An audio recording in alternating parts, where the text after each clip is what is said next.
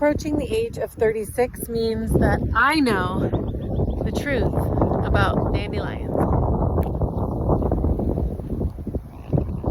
As I'm celebrating 36 years old, I celebrate with sushi and a meal with my husband. How do you celebrate your birthday? As I am approaching the age of 36, I am waking up feeling like I have been injured in the night, but I'm also sleeping like a Tetris piece between my husband and our child. I'm recognizing that stretching is a major part of aging. Age is really just a thought.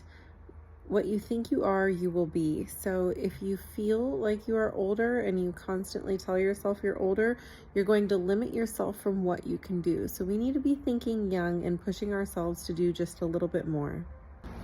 As I approach the age of 36, I know now that I no longer have to be afraid of the sunshine and smother myself in oils to deflect the sun, that the sun is my friend. It helps with your gut microbiome. It gives me vitamin D. It will eventually clear up this acne after a long winter. The sun is good for you.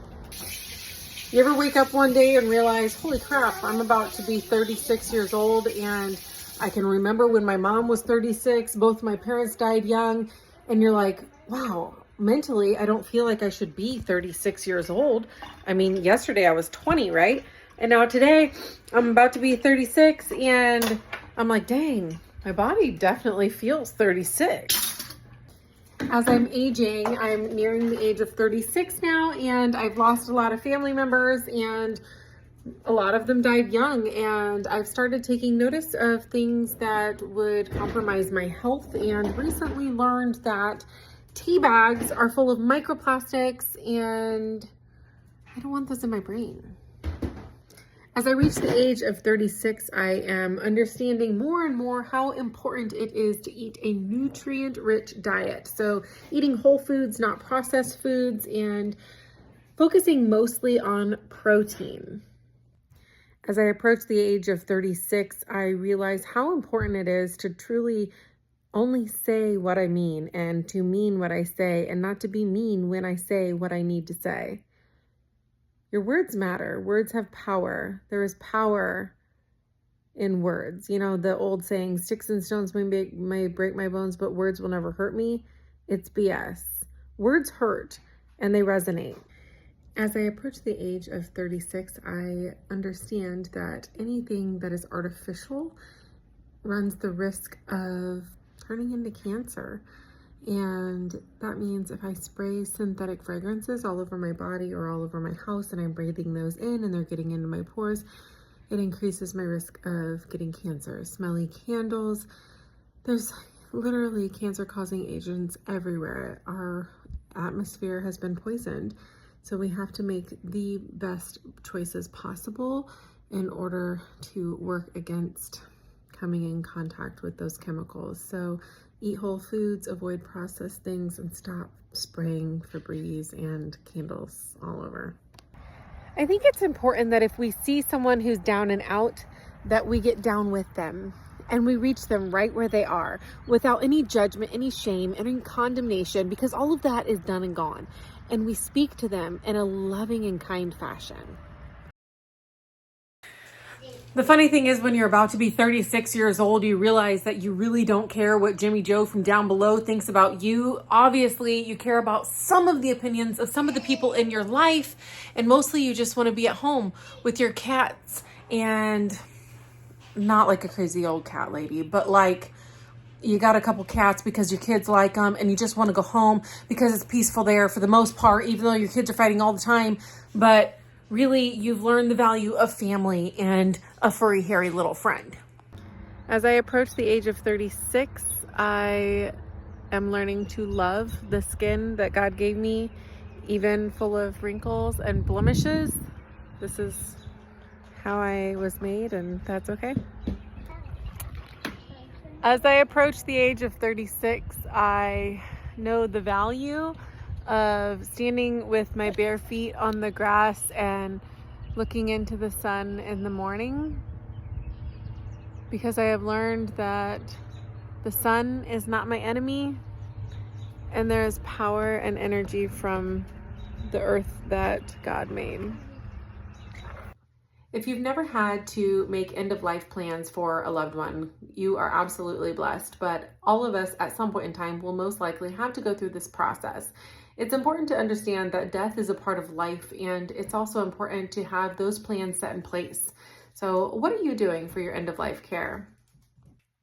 When you figure out that the average lifespan in America is somewhere between 75 and 76 years old, and you have recently lost family members who are under 75, you start to figure out that your current age is midlife. So here I am midlife and doing my estate planning because it's important to take end-of-life care seriously. How do you want to be cared for in the hospital? Are you a DNR? Are you someone who wants to go through life support?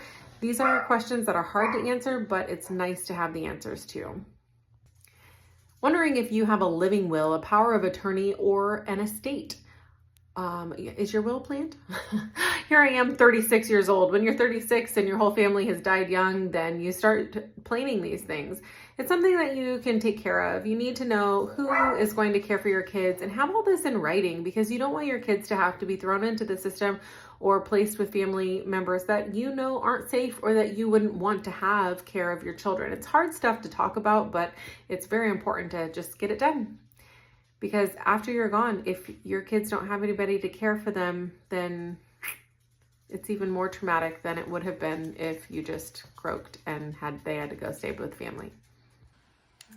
When you're 36 years old, gone are the days that you wake up feeling super cute, but you wake up to rush out and be with the Lord because you know that Jesus valued his quiet time with God, and that's the way you want to be. So you don't need to be cute to have a relationship with Jesus. Did you know the average female lifespan in the United States is 77 and a half years old? So when you're 36 years old, you're approaching midlife. Midlife is somewhere around 38 years old. So here I am, 36 years old, and I am doing my midlife crisis estate planning because I do not want to be a burden to my children. My mom died when she was 45. My dad died just after his 59th birthday, and I know that life is short and fragile. So I am taking care of the things that I don't want my kids to have to do on their own.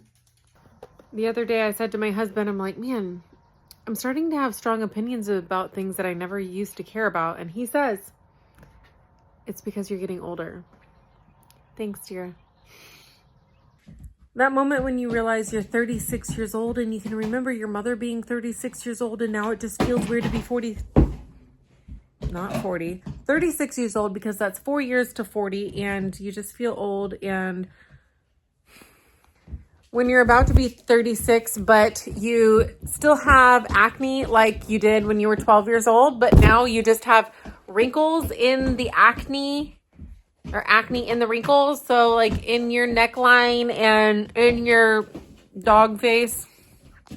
Something I've learned as I'm approaching 36 is that if you've got to sneeze, you better squeeze. Because if you don't squeeze before you sneeze, you're going to be on your knees because you pees. You pee your pants. That's just how it works.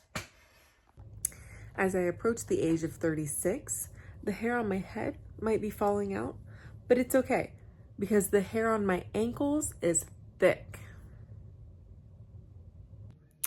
So when you're 36 and you really want to be cute, and you used to be cute, and like you tell your kids at one point in time you used to be pretty, but somehow you end up dressing like your husband and you're like, this is just life now. So when you're about to turn 36, so you're making videos about how you're about to turn 36 and you want to tell the world what it's like about to turn 26, and you forget why you're even making the video or what you're going to say. That's 36 for you. You know you're about to turn 36 when you look in the mirror and you're like, oh, you look old. Being almost 36 means that you forget what you're doing when you walk into a room. You don't remember how you got where you got when you were driving there. It gets a little scary. When you're pushing 36 and your emails start to say things like, Want to take a dementia test? When you're about to be 36 years old and you realize that you can just eat a can of tuna with a little bit of cabbage for lunch and it's equally as sufficient as anything else and gives you 28 grams of protein to get you through your day because you're getting old and you need more protein. We all need more protein. But then your freaking lunch is only $2. Like, why are we spending $16 to go to a fast food restaurant when we can eat a $2 can of tuna and be satiated so much longer? When you're about to be 36 years old and you can dress for comfort and your entire outfit costs $10, $5 clearance rack pants from Walmart, $5 t-shirt you found, it's Abercrombie that you found at Goodwill, and nobody cares because you don't have to do outfits in a day because you don't care what the world thinks, and you got a stupid bun on the top of your head because it's hot out and the wind's blowing and you wanted to put your hair up, but literally nobody cares. And life goes on. And your busted clothes with your stupid hair. And it's all good because you're old. When you're about to be 36 years old and you feel old because you've lived an entire freaking life and your parents have died and you've had kids and you've been through marital issues and life has happened. You've lost jobs, you've lost homes, you have just lived and you're wrinkly and you're greasy and at the end of the day, you're tired.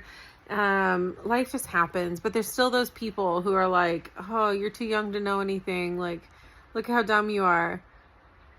But you don't care because you're 36 years old and you got a whole ass life in front of you and you got a husband who loves you and you've got kids to take care of and you got stuff to do.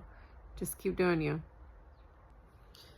The reality of being 36 is that you do a lot of things for comfort and not as many things for like cuteness or like trying to be attractive.